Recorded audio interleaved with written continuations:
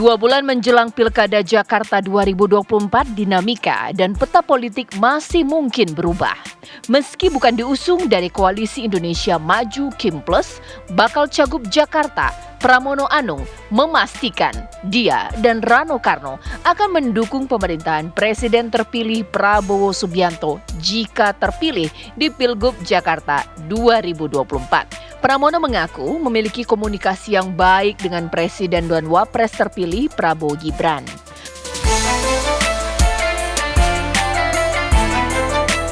Pernyataan Pramono mendukung pemerintahan Presiden terpilih Prabowo Subianto jika terpilih di Pilgub Jakarta 2024 patut dicermati. Pasalnya, di Pilgub Jakarta 2024, Partai Koalisi Pendukung Prabowo Gibran mengusung pasangan Ridwan Kamil dan Suswono.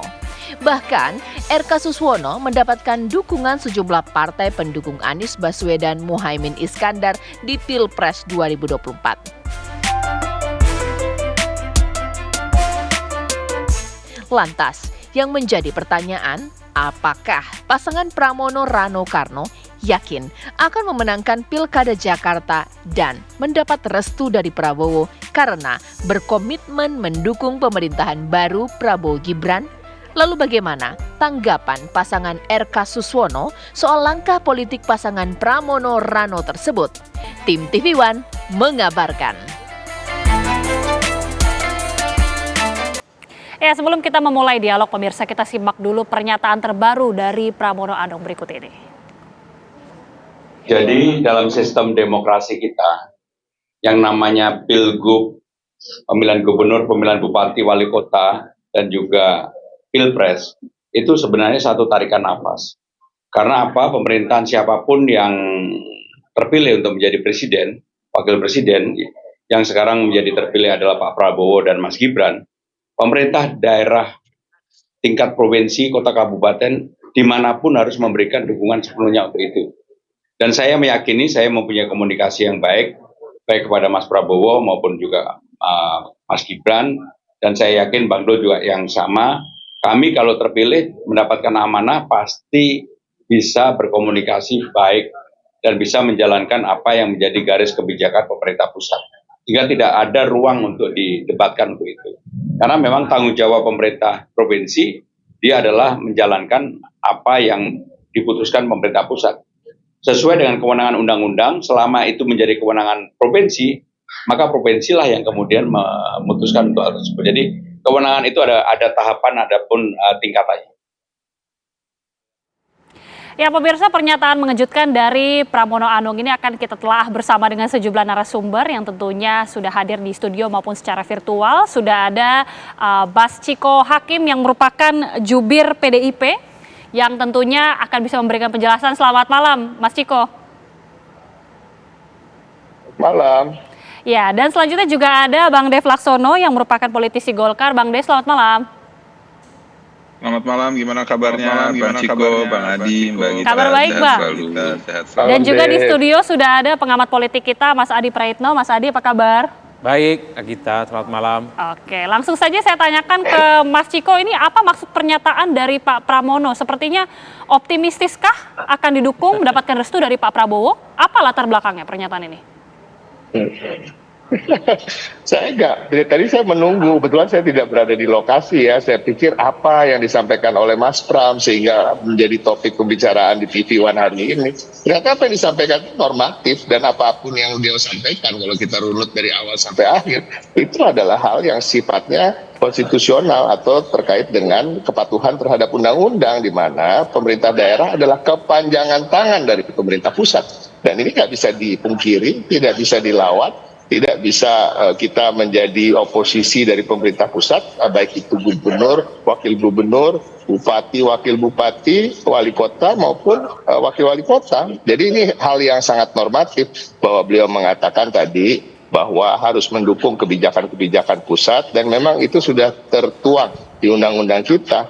Dan kalau tidak mengikuti bisa juga diberhentikan, dan ini suatu hal yang biasa dan memang menjadi sistem di dalam demokrasi kita, dalam aturan-aturan kita, tapi juga ada terkait dengan otonomi daerah, terkait dengan kewenangan daerah. Ada kewenangan pusat, ada kewenangan daerah. Tadi juga beliau menyampaikan secara komprehensif kok bahwa memang ada hal-hal yang memang menjadi kewenangan daerah karena ada otonomi. Itu akan dikelola oleh daerah. Tapi kalau kita bicara proyek nasional misalnya terkait dengan kesejahteraan masyarakat, terkait dengan transportasi, tentunya pemerintah daerah harus terus mendukung kebijakan-kebijakan tersebut. Jadi yang beliau sampaikan sangat normatif, tidak ada hubungannya dengan restu atau tidak. Saya meyakini siapapun yang maju menjadi gubernur dan wakil gubernur, tidak ada yang berkampanye mengatakan saya akan melawan pemerintah pusat, nggak ada. Saya bisa jamin di 545 pilkada, kalau ditanya satu-satu, apakah ada yang akan melawan pemerintahan pusat? Nggak ada yang akan mengatakan itu, karena itu inkonstitusional dan melanggar konstitusi. Jadi itu ucapan yang normatif. Tapi kembali lagi, terkait dengan hubungan Mas Pram dengan Pak Prabowo, juga hubungan Mas Pram dengan semua presiden sebelumnya, begitu juga dengan semua gubernur sebelumnya, elit-elit partai politik, sampai juga ke masyarakat bawah, kita tahu sangat cair. Mas Pram juga sosok yang disukai, sosok yang bisa bergaul dengan siapapun, mampu menempatkan posisinya, dirinya dimanapun dia berada, sambil terus menjunjung tinggi bahwa beliau adalah kader partai PDI Perjuangan yang loyal. Nah, ini yang sangat sulit untuk dimiliki oleh banyak pihak, sehingga kadang-kadang menimbulkan hal-hal yang dianggap kontroversial, padahal memang Mas Pram itu salah satu tugasnya juga dari Ibu Megawati Soekarno Putri adalah sebagai komunikator untuk bisa menjadi penghubung dari partai dengan tokoh-tokoh elit lain. Mas Ciko, karena banyak juga yang beranggapan bahwa ini merupakan strategi langsung dari Pak Pramono untuk bisa mendapatkan restu dari Pak Prabowo. Apalagi tadi dinyatakan oleh Pak Pramono bahwa komunikasinya baik sekali dengan Pak Prabowo. Apalagi tadi Mas Ciko sempat mengatakan bahwa Pak Pramono ini adalah juru komunikasi dari Bu Mega langsung. Iya, terus apa salahnya? Saya nggak menemukan ada hal yang salah untuk mendapatkan restu dari Pak Prabowo atau restu dari siapapun itu, dari tokoh elit. Misalnya Mas Pram pagi tadi dan Bang Dul berkunjung ke rumah Pak SBY.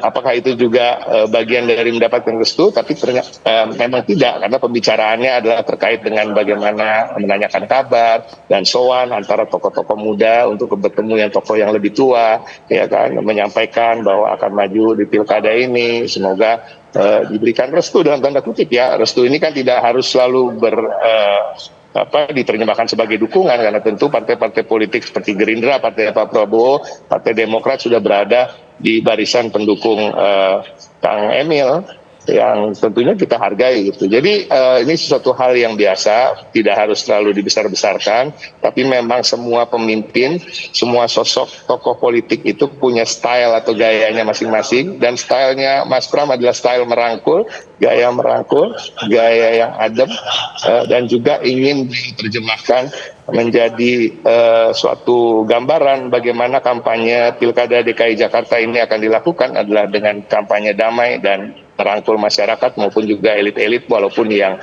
berseberangan dalam pilihan-pilihan politik. Oke, Mas Adi, kalau Mas Ciko ini sepertinya masih malu-malu atau tidak tahu ya, memang mungkin seperti itu juga pernyataan atau sikap dari PDIP, tapi bagaimana menangkap apakah ini ada sinyal-sinyal strategi politik yang dilakukan oleh Mas Pram sendiri?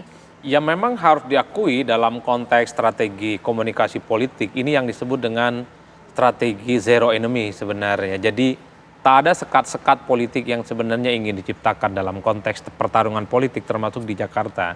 Jadi sekalipun Pramono Anung itu adalah PDIP, partai yang kalah Pilpres yang selalu diasosiasikan berhadapan-hadapan dengan pemenang Pilpres, tapi dalam statement-statement politiknya Prabowo ingin menegaskan sebagai sosok yang bisa welcome dan bisa diterima oleh semua kalangan. Maka tak mengherankan orang yang selama ini diasosiasikan berseberangan dengan PDIP dengan Pramono itu kan selalu ingin diajak berkomunikasi. Satu persatu tokoh itu diajak diskusi, dimintai pendapatnya, tentu dengan harapan bahwa tokoh-tokoh penting ini kan banyak pengikutnya. Tokoh-tokoh penting ini adalah orang yang punya fans club di berbagai tempat. Ya tentu berharap betul ketika menyampaikan bahwa kalau jadi gubernur akan melanjutkan semua hal yang dilakukan oleh Prabowo. Harapannya pemilih Prabowo di Jakarta itu juga bisa memilih Pramono Anung. Nah, tinggal diuji apakah strategi politik semacam ini efektif ataupun tidak, Agita. Itu satu ya. Nah yang kedua, saya kira strategi politik semacam ini bukan hanya dilakukan oleh Pramono, tapi RK juga melakukan hal yang sepertinya serupa. Bahkan jauh-jauh hari misalnya RK itu ingin bertemu dengan Anies Baswedan. Satu pesan politik yang sebenarnya ingin menunjukkan bahwa RK dengan Anies Baswedan itu nggak ada persoalan apapun. Jadi para pemilih Anies itu jangan lagi membenci RK, memusuhi RK sebagai sosok yang mungkin ya satu kubu dengan pihak yang selama ini dinilai untuk menghalangi Anies Baswedan maju dalam Jakarta. Ini yang saya kira memang karena dalam strategi komunikasi politik kecenderungan membuat tembok tebal ya, konfrontasi secara terbuka, agresif menyerang pihak yang lain. Ini adalah strategi komunikasi politik yang tidak terlampau disukai termasuk di Jakarta. Makanya semua calon di Jakarta itu saya lihat kecenderungannya bermanis-manis ria dengan semua orang. Tapi kalau Mas Adi mengatakan strategi zero enemy ya, kalau kita lihat fenomena di Jakarta ini kan unik Mas. Beberapa gubernur yang terpilih seperti Pak Anies, itu kan sebenarnya antitesa dari pemerintah pusat, dari Pak Jokowi. Sebelumnya juga misalnya SBY, ini juga kita ketahui Pak Fauzi Bowo tidak terpilih, kemudian Jokowi dan Ahok lah yang terpilih sebagai antitesa dari pemerintahan Pak SBY. Apakah sebenarnya kalau untuk di Jakarta ini cenderung berbeda bahwa gubernur yang terpilih justru antitesa dari pemerintah pusat ini, Mas? Saya kira tidak sejauh itu ya, karena dalam sistem pemilihan gubernur secara langsung, one man one vote, one man one value, saya kira satu orang itu menjadi penting sebagai bentuk dukungan politik. Jadi di antara sekian banyak pendukung Prabowo Subianto, tentu diharapkan oleh Pramono dan Rano itu ada satu di antara mereka yang mendukung mereka nanti. Datang ke TPS dan mencoblos. Begitupun dengan RK, kenapa misalnya menyampaikan pesan ingin bertemu dengan Anies Baswedan? Tentu ada harapannya di antara sekian banyak pendukung Anies Baswedan, satu di antara pendukung Anies itu ke TPS dan memilih Ridwan Kamil. Karena secara simbol politik, RK menegaskan tak ada jarak apapun yang kemudian bisa diciptakan dalam konteks Pilkada Jakarta dengan Anies Baswedan. Oleh karena itu bagi saya melihat satu persatu manuver dan agresivitas politik yang mereka lakukan, kunjungannya itu tentu sebagai harapan. Pemilih-pemilih yang di bawah yang saya rasa tidak terlampau ideologis, itu pastinya diharapkan menjadi bagian dari basis konstituen yang akan mereka garap. Bahwa tembok-tembok tebal yang selama ini seakan-akan berseberangan, itu secara perlahan ingin dikikis. Oleh karena itu Pramono, PDIP akan masuk ke semua kalangan. Bukan hanya kepada Prabowo, ke Jokowi juga akan dilakukan kan oleh Pram. Katanya setelah tak lagi jadi presiden akan berkunjung. Ini kan adalah bagian dari marketing politik. Pesannya sederhana. Hai pemilih Jokowi, Pram itu nggak ada persoalan dengan Pak Jokowi.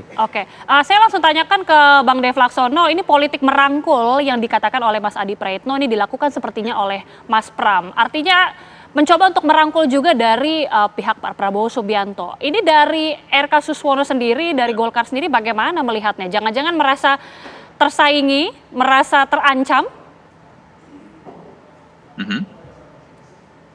Kenapa mesti merasa terancam? Kenapa mesti merasa tersandera? Kan partainya Pak Prabowo salah satu pendukung daripada Pak Ridwan Kamil dan Pak Suswono. Pak Suswono dari PKS, Pak Ridwan Kamil dari Golkar maju tiket dengan kurang lebih 15 partai politik. Tadi sore barusan aja sebelum acara ini saya menghadiri deklarasinya di kebetulan kita buat di Golkar DKI, dan juga ketua pemenangannya kan Pak Riza Patria dari Gerindra. Jadi secara struktural, secara personel semuanya itu ada di belakang pasangan Ridho untuk memenangkan Pilkada DKI ini.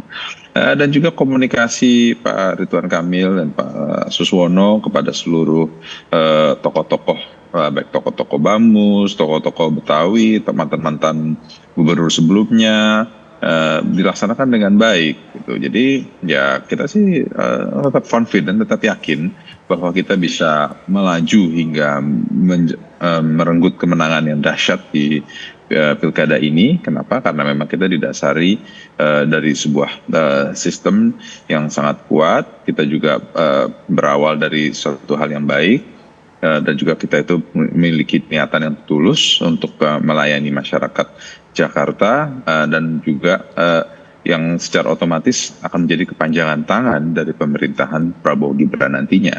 Jadi diawali dari situ saja, dan terus kita yakin ke depannya juga merenggut kemenangan itu adalah kemenangan bangsa Indonesia yang benar-benar bisa menjelmakan semua konsep-konsep dan juga pemikiran dari pemerintahan Prabowo Gibran di daerah khusus Jakarta nanti. Oke, Begitu. tapi apakah akan ada kekhawatiran mungkin Mas bahwa ketika sikap dari Pak Pram ini seakan ingin merangkul dari ceruk pemilih yang sama, kolam yang sama juga dengan para pendukung dari RK Suswono, ini kan juga menjadi strategi politik yang harus diantisipasi sebenarnya. Jadi gini, namanya juga dalam sebuah pertandingan ya. Namanya dalam sebuah pemilihan demokrasi, kita akan melakukan berbagai macam strategi untuk mencari simpati, mendulang dukungan, dan mengoptimalkan semua yang kita miliki agar menghasilkan suara yang maksimal. Nah, itu hal yang lumrah, hal yang wajar. Nah, sekarang itu tandingan-tandingannya itu ya harus kita buat juga dari internal kita untuk memperkuat basis-basis kita, untuk memperkuat jaringan kita agar masyarakat secara umum, masyarakat DKI, seluruh pemilih DKI itu benar-benar datang ke TPS pada hari pemilihan untuk mencoblos yang ada Monasnya. Gitu. Oke, nanti sesaat lagi saya akan tanya kembali ke Mas Ciko jika tadi kita sudah dengar pernyataan dari Pak Pram yang siap untuk mendukung pemerintahan dari Prabowo Subianto. Tapi menarik juga bahwa Pak Pramono ini juga bertemu dengan Susilo Bambang Yudhoyono. Ini jadi sebenarnya apa yang dilakukan oleh Mas Pram ini? Mas Ciko boleh dijawab usai jeda sesaat lagi, pemirsa kami kembali. Ya, saya langsung mau tanyakan ke Mas Ciko karena ternyata selain pernyataan dari Pak Pramono yang akan mendukung pemerintahan dari Prabowo Subianto, hari ini juga ternyata Pak Pramono ini bertemu dengan Susilo Bambang Yudhoyono. Apa ini sebenarnya maksud dari pertemuan ini, Mas? Apakah meminta dukungan juga kah?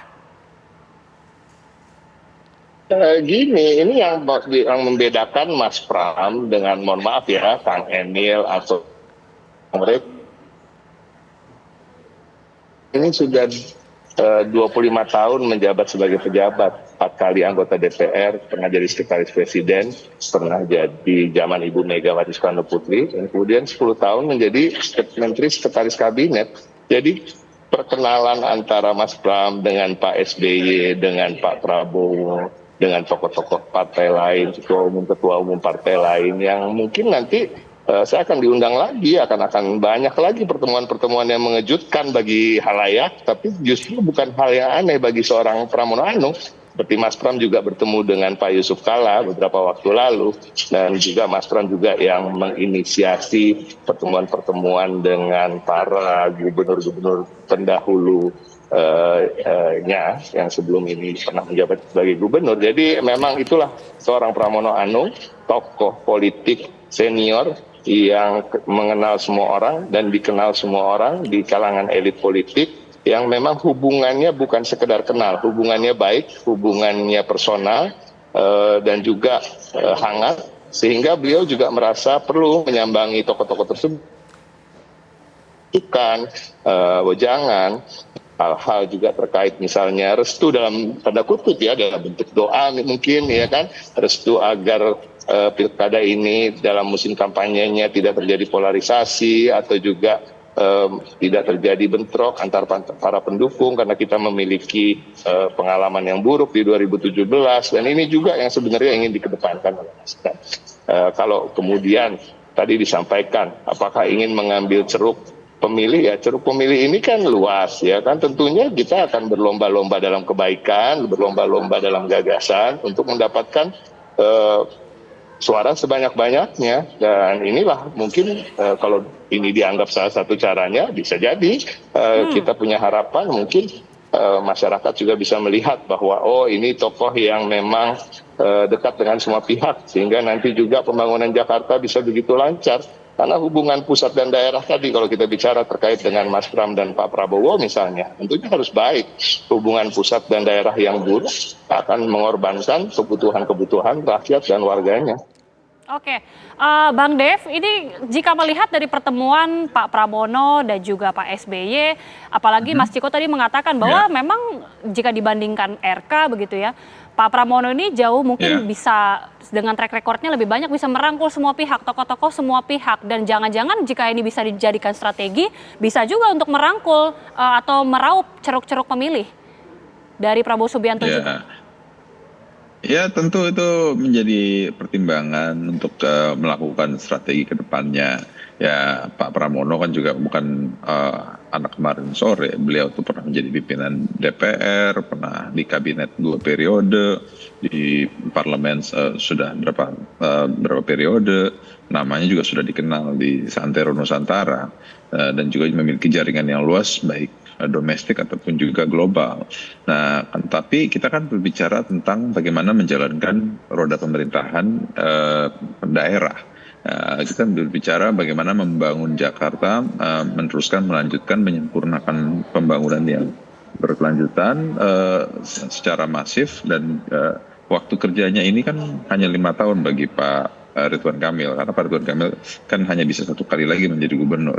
Nah, jadi dengan kemampuan dan pengalaman yang Pak Ridwan Kamil miliki, memimpin Kota Bandung, memimpin Provinsi Jawa Barat, terus juga pengalamannya pernah menjadi saat ini bahkan masih menjadi kurator bagi IKN. Terus juga beliau itu, saya pun juga baru tahu bahwa beliau itu pernah beberapa kali menjadi penasihat dari sejumlah gubernur Jakarta dan juga daerah-daerah lainnya. Nah, jadi pengalaman dan juga exposure yang Pak Ridwan Kamil miliki itu yang kami yakini bahwa dia lebih cocok untuk memimpin Jakarta. Dan kita juga berbicara program-program secara mikro, ya program-program yang mengenal langsung ke dalam pembangunan masyarakat, pembangunan ekonomi, pembangunan kebudayaan masyarakat DKJ ya nantinya. Nah, ini yang kita sampaikan kepada masyarakat, dan yang alhamdulillah setelah berlangsung sosialisasi selama beberapa minggu terakhir ini, terus juga kita kan rutin melakukan survei secara berkala dan hasilnya selalu positif kepada masyarakat. Nah, jadi ya kita komunikasi dan silaturahmi dengan tokoh-tokoh senior itu adalah hal yang baik. Akan tapi kan pemilihnya itu ada di tingkat bawah, ada pemilihnya itu kan ada di masyarakat luas. Itu yang harus utama kita raih, ya, kita dekatkan dan kita jelaskan bahwa konsep-konsep ke depan ini adalah konsep yang masyarakat butuhkan untuk memastikan pembangunan kesejahteraan masyarakat secara lengkap itu benar-benar berjalan di bawah kepemimpinan Ridho nantinya. Oke. Gitu. Mas Adi, sebenarnya seberapa berpengaruhnya sih bahwa politik untuk menyampiri tokoh-tokoh, figur-figur untuk merangkul terhadap pemilih Jakarta? Karena kan kembali lagi pada pemilihnya yang akan memilih, bukan politik merangkul-rangkul ini.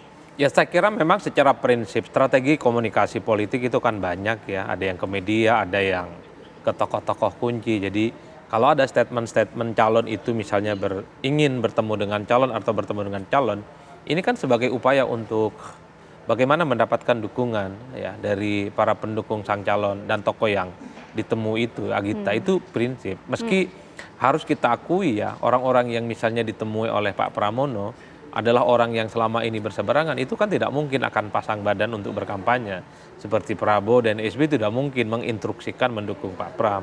Tapi ingat kan, jauh di sana para pemilih Prabowo Subianto, orang yang selama ini merasa dekat dengan SBY, pasti dalam banyak hal diharapkan juga bisa memberikan dukungan kepada Pram. Kan itu yang juga dimainkan oleh Pak RK, ingin bertemu dengan Anies, bertemu dengan tokoh-tokoh yang selama ini dianggap berseberangan, punya jarak politik. Tentu ada harapannya di antara tokoh itu, para pengikutnya 1, 2, dan 3, ada yang memilih Pak RK. Dalam konteks itulah saya kira semua strategi politik pasti akan dimainkan oleh semua paslon.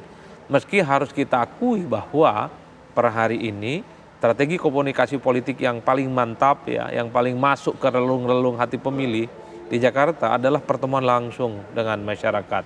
Berdialog, berdiskusi, dan bertanya soal apa kesulitan yang mereka hadapi.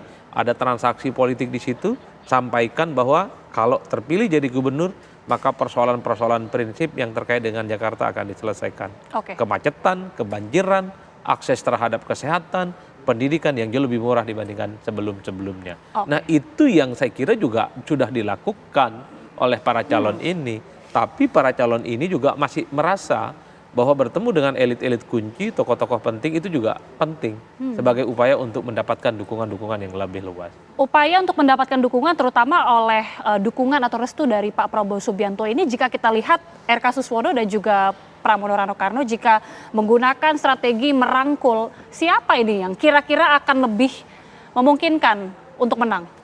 Ya kalau bicara tentang menang nanti Iya. 20 November akan kelihatan. Tapi biasanya kalau kita membaca angka-angka statistik dan survei, misalnya kalau kita cek pemilih Prabowo Subianto, itu kemungkinan besarnya memang lebih banyak memberikan dukungan politik kepada RK dan Suswono.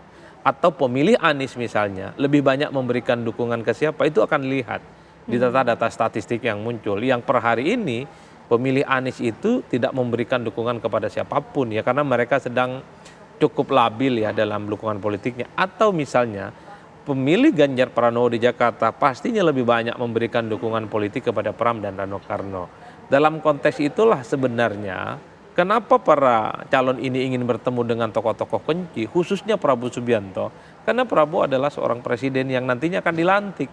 Secara definitif pengaruh, power, aura dan magnetnya itu dinilai akan memberikan dampak secara signifikan. Makanya sosok seperti Pramono Anung sekalipun adalah orang yang selama ini bukan menjadi bagian dari koalisi pemenang di Pilpres, ingin mencoba untuk mengasosiasikan bagaimana ide dan gagasan-gagasan politik dari Prabowo itu akan dilanjutkan oleh Pramono Anung. Oke. RK juga melakukan hal yang serupa kok. Apa yang dilakukan oleh Anies sepanjang itu bagus akan dilanjutkan oleh RK. Ini kan sebenarnya bagian dari merangkul pemilih-pemilih Anies yang selama ini masih dianggap belum membuka hati kepada Pak RK kan. Iya. Itu yang saya sebut sebagai strategi komunikasi politik. Kalau gitu nanti saya jeda akan tanya lagi kepada Mas Ciko. Ketika melihat bahwa Prabowo Subianto ini dianggap sebagai tokoh kunci yang tentunya perlu sangat di-approach dan didekati begitu ya. Apakah ini juga salah satu strategi yang akan digunakan mengingat banyak sekali sudah santer terdengar Mas, pertemuan antara Ibu Megawati dengan Prabowo Subianto ini akan segera dilangsungkan. Apakah ini akan strategi pamungkas yang akan dilakukan oleh PDIP nantinya? Sesaat lagi bisa dijawab Mas Ciko, saya jeda. Ya, Mas Ciko, Pak Pramono jelas mengatakan bahwa pihaknya akan siap untuk mendukung pemerintahan Prabowo Subianto jika terpilih. Ini kita tahu juga santer terdengar sekali, Mas, pertemuan antara Ibu Megawati dengan Pak Prabowo Subianto. Apakah ini juga strategi pamungkas yang akan dilakukan mengingat Pak Prabowo Subianto adalah tokoh sentral yang perlu sekali tentunya menjadi pertimbangan untuk mendapatkan dukungan?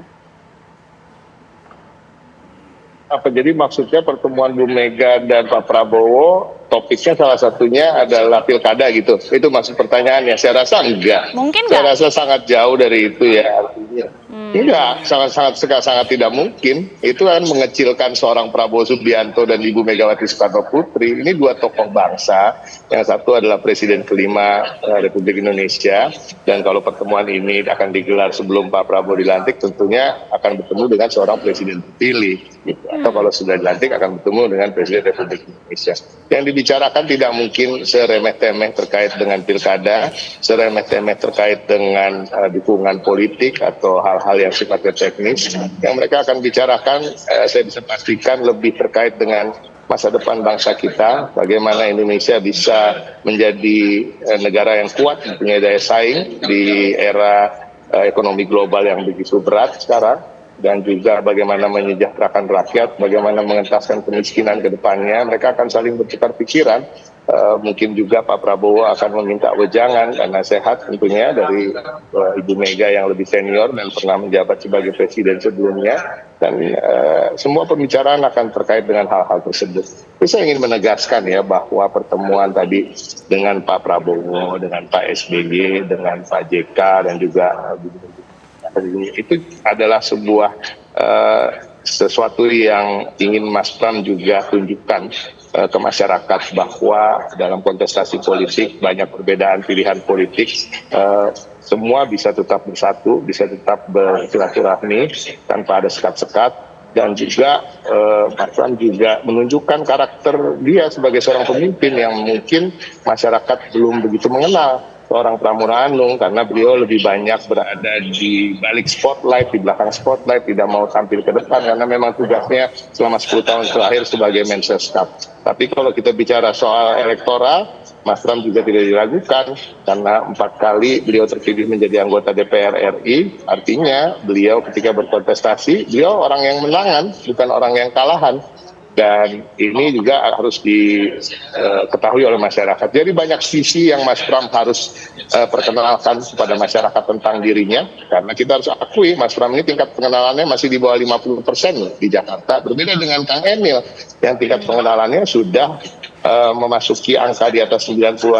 Artinya masyarakat sudah tahu siapa Ridwan Kamil. Nah, Mas Pram juga harus menunjukkan siapa dia, siapa karakternya, seperti apa beliau akan mengelola pemerintahan daerah ini, Jakarta khususnya ketika beliau menjabat, dan salah satunya beliau menunjukkan bahwa hubungan pusat dan daerah akan beliau jamin tetap baik, dan ini akan menguntungkan rakyat Jakarta. Saya ulangi lagi, karena hubungan pusat dan daerah yang buruk itu akan menunda-nunda anggaran yang diperuntukkan untuk kesejahteraan rakyat. Ini akan juga menunda-nunda pembangunan yang ditujukan untuk hal-hal yang progresif bagi sebuah kota, dan ini harus kita hindari. Dan kembali lagi saya sampaikan seperti di segmen pertama tadi, bahwa di 545 pilkada, kalau TV One mau wawancara semua calon kepala daerahnya, tidak mungkin ada satupun yang mengatakan, oh saya akan berseberangan dengan pemerintah pusat. Oke. Bang Dev, mungkin bisa dijabarkan juga ya ketika melihat bahwa upaya yang dilakukan sekuat tenaga oleh dari pihak PDIP tentunya untuk bisa meraup ceruk-ceruk dari pemilih Pak Prabowo Subianto. Bagaimana ini langkah terdekat yang dilakukan dari Ridwan Kamil dan juga Kang Susono atau Mas Susono? Ya, kita nggak harus segera menyikapi atau anggap statement tersebut ya. Kita lebih kepada fokus untuk pengenalan dan juga pemahaman masyarakat terhadap kepemimpinannya Pak Ridwan nanti ini ya, Ridwan Kamil Pak Suswono. Itu yang lebih kita utamakan, itu yang lebih terus kita jalankan agar masyarakat itu lebih benar mengenal, mengetahui, memahami, sehingga datang ke TPS itu penuh dengan keyakinan, tidak dengan keraguan, tapi tahu persis bahwa yang saya mau pilih adalah Ridho yang ada Monasnya karena A, B, C, D, E, F, GHIJ panjangnya lah, karena kan macam-macam programnya yang berkaitan dan berkenaan dengan kehidupan masyarakat DKJ dalam sehari-harinya. Apakah itu masalah pendidikan, masalah kesehatan, masalah infrastruktur, masalah hunian, terus juga masalah kesehatan alam ya, apakah tentang polusi dan segala macam, itu semua kan sudah kita sampaikan terus dan tidak akan berhenti, terus kita akan lakukan sampai dengan hari H pada saat pencoblosan atau pada menjelang masa tenang nantinya. Nah itulah yang terus kita genjot agar masyarakat itu yakin dan juga percaya diri untuk memilih pasangan Ridho ini. Gitu. Mas Adi, ini tinggal beberapa bulan lagi pilkada ini sudah di depan mata, tapi bagaimana ini kita melihat dinamikanya ke depan? Apalagi jika betul nanti pertemuan antara Bu Mega dengan Pak Prabowo, seberapa signifikan ini berpengaruh, sekalipun kalau Mas Ciko ini tidak membahas soal pilkada? Kalau ingin dikait-kaitkan soal pertemuan antara Megawati dan Prabowo Subianto, pasti dalam konteks bahwa suasana politiknya harus lebih kondusif ya. Terkait dengan pilkada Jakarta salah satunya, siapapun yang menang nantinya ya, ini adalah soal tanding persahabatan saja. Tak ada lagi huru-hara, tak ada lagi kegaduhan yang kemudian itu bisa berdampak secara signifikan bagi stabilitas politik secara nasional. Itu konteksnya. Karena pertemuan antar tokoh itu tentu untuk meredahkan bagaimana tensi persaingan residu Pilpres 2024 itu tidak berlanjut di pilkada. Itu satu ya. Yang kedua saya kira memang besok ini kan sudah mulai pengundian dan penetapan calon ya, bahwa pastinya ke depan semua calon ini akan gaspol. Kalau Pram itu pasti salah satu yang akan terus dilakukan meningkatkan popularitasnya. Karena per hari ini popularitas Pram ini kan tidak sekuat Pak RK. Tingkat pengenalannya masih kalah dibanding RK ya kalau kata Mas Ciko. PR terbesarnya meningkatkan popularitas dan plus elektabilitas. Sementara kalau Pak RK ini sudah populer dia. Tinggal bagaimana menerjemahkan orang-orang yang selama ini kenal itu suka dan akan memilih nantinya di TPS. Jadi dalam rentang kurun waktu kurang lebih sekitar 2-3 bulan ke depan, apapun masih mungkin sangat terjadi. Dan saya hakul yakin bahwa semua calon ini akan memanfaatkan sekecil apapun peluang kampanye dan komunikasi politik yang akan mereka lakukan. Ketemu tokoh, ketemu figur, ketemu artis, tokoh-tokoh lokal, tokoh Betawi, ulama, habaib, kiai, syekh, para pendeta, dan tokoh-tokoh agama yang dinilai mampu memberikan support moral dan secara politik yang bisa dimaksimalkan sebagai bentuk dukungan politik. Ya, sekali lagi pilkada ini sudah di depan mata, jadi tinggal waktunya sedikit, gaspol ya Mas Adi. Gaspol. Oke, kita akan lihat bagaimana dinamika ke depannya, tapi terima kasih sekali lagi Mas Adi Praetno, Mas Ciko terima kasih, Mas Dev Laksono terima kasih sudah bergabung bersama kami di Apa Kabar Indonesia Malam.